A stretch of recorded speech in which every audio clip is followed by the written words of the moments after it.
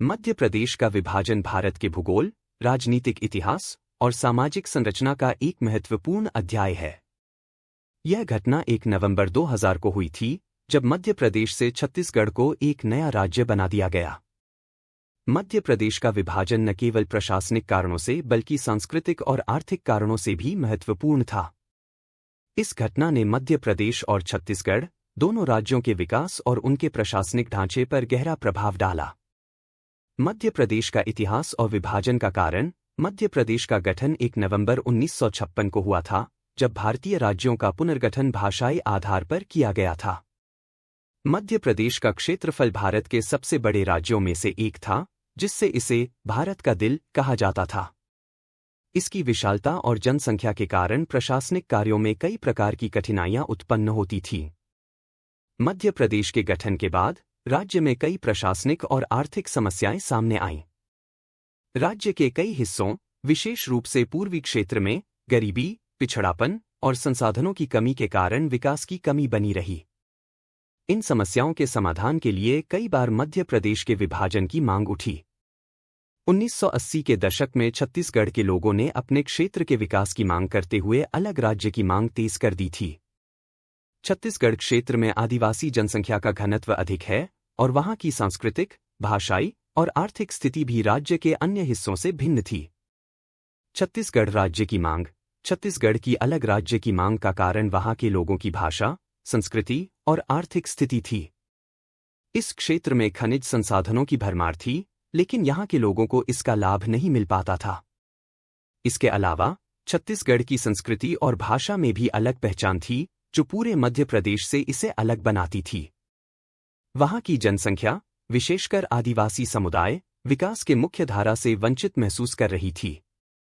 इस कारणवश लोगों ने अलग राज्य की मांग की ताकि वे अपने क्षेत्र के विकास के लिए स्वयं निर्णय ले सकें और अपनी सांस्कृतिक पहचान को सुरक्षित रख सकें। विभाजन की प्रक्रिया। भारत सरकार ने 2000 में मध्य प्रदेश के विभाजन का प्रस्ताव रखा और 1 नवंबर 2000 को छत्तीसगढ़ को एक नया राज्य बना दिया गया। इस विभाजन में मध्य प्रदेश का क्षेत्रफल और जनसंख्या का एक बड़ा हिस्सा छत्तीसगढ़ में चला गया। छत्तीसगढ़ की राजधानी रायपुर बनाई गई, जबकि भोपाल मध्य प्रदेश की राजधानी बनी रही। विभाजन के बाद मध्य प्रदेश और छत्तीसगढ़ दोनों के प्रशासनिक ढांचे में परिवर्तन किए गए। नए राज्य में स्वतंत्र प्रशासनिक, न्यायिक और आर्थिक व्यवस्थाएं स्थापित की गईं। विभाजन का उद्देश्य छत्तीसगढ़ क्षेत्र के लोगों को उनकी जरूरतों के अनुसार विकास के लिए एक स्वतंत्र ढांचा प्रदान करना था। आर्थिक प्रभाव। मध्य प्रदेश के विभाजन के बाद छत्तीसगढ़ में खनिज संसाधनों का स्वतंत्र रूप से उपयोग किया जा सका, जिससे वहां की अर्थव्यवस्था में सुधार हुआ। राज्य कोयला, लौह अयस्क, बॉक्साइट और अन्य खनिजों के उत्पादन में अग्रणी बन गया। इस आर्थिक विकास ने छत्तीसगढ़ को एक औद्योगिक राज्य के रूप में उभरने में मदद की। मध्य प्रदेश में भी विभाजन के बाद आर्थिक पुनर्गठन के प्रयास किए गए, जिससे वहां के कृषि और औद्योगिक क्षेत्र को बढ़ावा मिला। सांस्कृतिक प्रभाव। छत्तीसगढ़ को अपनी सांस्कृतिक पहचान को पुनः प्राप्त करने का अवसर मिला। यहां की लोक कला, नृत्य, संगीत और परंपराएं स्वतंत्र रूप से विकसित होने लगीं। छत्तीसगढ़ी भाषा और साहित्य को भी बढ़ावा मिला। दूसरी ओर मध्य प्रदेश में भी विभाजन के बाद उसकी संस्कृति और पहचान को संवारने का अवसर मिला। राजनीतिक प्रभाव। विभाजन के बाद दोनों राज्यों में राजनीतिक ढांचा अधिक सुगठित और केंद्रित हुआ। राज्य स्तर पर राजनीतिक नेतृत्व को स्थानीय जरूरतों के अनुसार निर्णय लेने का अवसर मिला। इसके परिणामस्वरूप दोनों राज्यों में राजनीतिक स्थिरता और विकास के लिए नई संभावनाएं उत्पन्न हुईं। सामाजिक प्रभाव। विभाजन के बाद छत्तीसगढ़ में शिक्षा, स्वास्थ्य और सामाजिक कल्याण के क्षेत्र में सुधार किए गए। आदिवासी और ग्रामीण क्षेत्रों में विशेष योजनाएं बनाई गईं, जिससे वहां के लोगों को लाभ मिला। मध्य प्रदेश ने भी अपने शिक्षा और स्वास्थ्य ढांचे में सुधार की दिशा में कदम बढ़ाए। विभाजन के बाद की चुनौतियां। मध्य प्रदेश और छत्तीसगढ़ दोनों को विभाजन के बाद कई चुनौतियों का सामना करना पड़ा। दोनों राज्यों को प्रशासनिक ढांचे का पुनर्गठन करना पड़ा, नई नीतियां बनानी पड़ी और संसाधनों का न्यायपूर्ण वितरण सुनिश्चित करना पड़ा। छत्तीसगढ़ को नए राज्य के रूप में स्थापित होने में कई चुनौतियों का सामना करना पड़ा, जैसे कि आधारभूत ढांचे का विकास, औद्योगिकीकरण और सामाजिक असमानता का समाधान।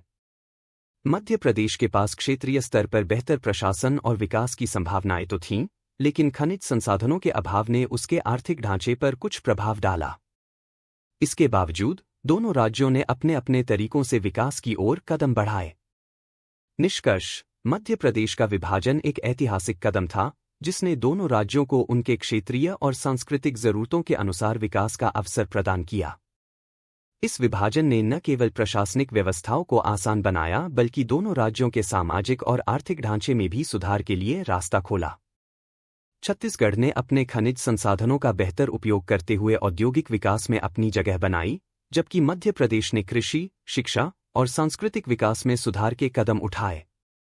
इस प्रकार मध्य प्रदेश का विभाजन भारतीय राज्य व्यवस्था का एक महत्वपूर्ण उदाहरण है, जो बताता है कि कैसे क्षेत्रीय विकास और प्रशासनिक सुगमता के लिए विभाजन एक सकारात्मक कदम हो सकता है।